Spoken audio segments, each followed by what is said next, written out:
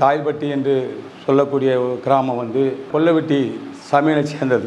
இந்த கொல்லைவெட்டி ஜமீன்தாருக்கு இவருடைய இந்த தாய்பட்டி உள்ள வருமானம் அவருடைய தாயாருக்கு. அதனால தான் இந்த தாய்பட்டிக்கு தாயில்பட்டி என்று கிராமம் பேர் வைக்கப்பட்டது.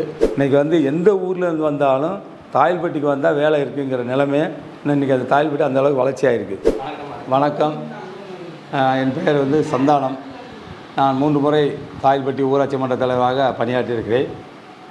1996 10 வரைக்கும், 10லேருந்து 16 வரைக்கும் தொடர்ந்து 3 முறை ஊராட்சி மன்ற தலைவராக இருந்திருக்கிறேன். இந்த வட்டம் வந்து இப்போ வந்து எனது வீட்டுக்காரர் விஜயலட்சுமி சந்தானம் அவர்கள் தற்போது 2019 இன்று வரை 5 ஆண்டுகளாக தொடர்ந்து ஊராட்சி மன்ற தலைவராக என் மனைவி விஜயலட்சுமி அவர்கள் இருக்காங்க. தாயில்பட்டி என்று சொல்லக்கூடிய கிராமம் வந்து கொல்லைவெட்டி சமீனை சேர்ந்தது. இந்த கொல்லைவெட்டி ஜமீன்தாருக்கு இவருடைய இந்த தாயில்பட்டி உள்ள வருமானம் அவருடைய தாயாருக்கு அந்த வருமானம் தாயாருக்கு. அதனால தான் இந்த தாயில்பட்டிக்கு தாயில்பட்டி என்று கிராமம் பேர் வைக்கப்பட்டது. நாளாசரியாக அது தாயில்பட்டி என்று அழைக்கப்படுகிறது. கோட்டையூர், ராமலிங்கபுரம், பச்சையாபுரம், கட்டணஞ்செவல், கலைஞர் காலனி, இந்திரா நகர், மண்குண்டாம்பட்டி, ஓபியா நகர், சத்யா நகர் போன்ற 11 கிராமங்களை உள்ளடக்கி தான் தாயில்பட்டி ஊராட்சி ஆகும். தாயில்பட்டி சிறப்பு என்றால் இங்கே பழம்பெரும் 150 ஆண்டுகளுக்கு முன்பாக உள்ள மாரியம்மன் கோவில் மற்றும் கருப்பசாமி கோயில், அரசு சொந்தமாக கருப்பசாமி கோயில், அடுத்து சவுண்டையம்மாள், ராமலிங்கம் சவுண்டையம்மாள் கோயில், அடுத்து கட்டணஞ்செவல் பெருமாள் கோயில் மற்றும் மண்குண்டாம்பட்டி கிணத்தடியம்மன் கோவில். இந்த கோயில் 5-6 அடுத்து பச்சையாபுரம் காளியம்மன் கோவில். இங்கே அதிக அளவில் கோயில்கள், அங்கங்கே மக்கள் வழிபாட்டு தலங்கள் உள்ளது. தொடர்ந்து ஒரு 6-7 கிறிஸ்துவ கோயில்களும் உள்ளது, சிறப்பு உள்ளது. இந்த தாயில்பட்டி கிராமத்தில் 6 ஸ்கூல்கள் உள்ளது. இந்து மரபு தொடக்கப்பள்ளி, அரசு மேல்நிலைப்பள்ளி, ஊராட்சி ஒன்றிய தொடக்கப்பள்ளியில் படித்த மாணவர்கள் பெரும்பாலானவர்கள் பக்கத்தில் உள்ளவர்களாம் வெளிநாட்டுகளிலும் ஐடி கம்பெனியிலும் பல்வேறு துறைகளும் அங்குள்ள படித்த மாணவர்கள் பணியாற்றி வருகிறார்கள். தாயில்பட்டியில் ரோடு வசதிகள், தண்ணி வசதிகள், ஒரு 20 ஆண்டுகளுக்கு முதல் குடிநீர் டேங்கே கிடையாது.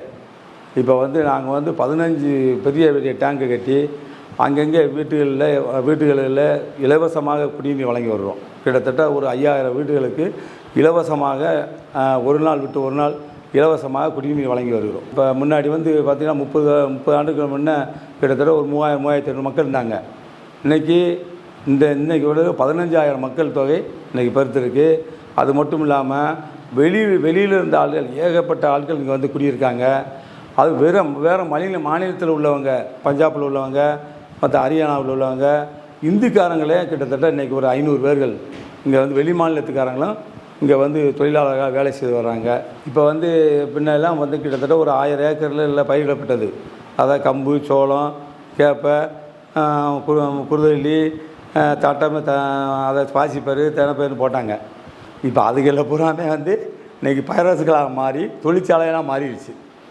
அந்த அப்படின்ன விவசாயம் பண்ணவங்களுக்கு எத்தனை பேருக்கு விவசாயம் பண்ணாங்களோ அவங்க பூரா இன்றைக்கி தொழிற்சாலைகளில் வேலை பார்க்குறாங்க. இன்றைக்கி வந்து சுமாராக வந்து பார்த்திங்கன்னா இன்றைக்கி ஏகப்பட்ட தொழிற்சாலைகளுக்கு வேலைக்கு ஆட்களாமல் இருக்கும். இன்றைக்கி வந்து எந்த ஊரில் இருந்து வந்தாலும் தாயில்பட்டிக்கு வந்தால் வேலை இருக்குங்கிற நிலைமை இன்றைக்கி அந்த தாயில்பட்டி அந்தளவுக்கு வளர்ச்சியாக இருக்குது. பயிராசுக்கு தீர்ப்பியாசு இன்னும் ஒரு 1000 பேர் 2000 பேர் வந்தாலும் இங்கே வேலை கொடுக்குற அளவுக்கு தாயில்பட்டியை பொறுத்தளவு எல்லா வசதியும் இருக்குது. ஏன்னா இன்னும் ஆட்கள் நிறையா வேண்டியிருக்கு. நாங்கள்லாம் இப்போ ஆட்கள் இல்லாமல் மற்ற மாவட்டத்துலேருந்து கார்களையும் பஸ்ஸுகளையும் போய் ஆட்களை எடுத்துகிட்டு வந்து இந்த தாயில்பட்டியில் பயிராசு தீப்தியாசுக்கு வேலை செஞ்சுக்கிட்டு இருக்காங்க. அதாவது 1959 தேவை திருமணார் முத்துராமலிங்கத்தேவர் வந்து இங்கே தாயில்பட்டிலேருந்து மாநாடு நடத்திருக்காங்க. அதுக்கு பிறகு பெரிய தலையாக சொல்கிற முத்தமிழ் அறிஞர் டாக்டர் கலைஞர் அவர்கள் வந்து இங்கே வந்திருக்காங்க, மாநாடு மீட்டிங் போட்டிருக்காங்க. வந்து புரட்சித் தலைவர் ஜெயலலிதா அம்மா இந்த ஊருக்கு வந்திருக்காங்க. அதுக்கு பிறகு தேர்தல் பிரச்சாரத்துக்காக நடிகர் ஸ்ரீதேவி கூட இங்கே வந்திருக்காங்க. ஒரு முக்கிய தலைவர் சொன்னால் இவ்வளோத்தையும் சொல்லலாம். தேவர்லேருந்து மொத்தமாக இவ்வளோ சொல்லலாம். ஒரு முக்கியமானவர்கள் வந்து தேர்தல் பிரச்சாரத்துக்கு வந்திருக்காங்க.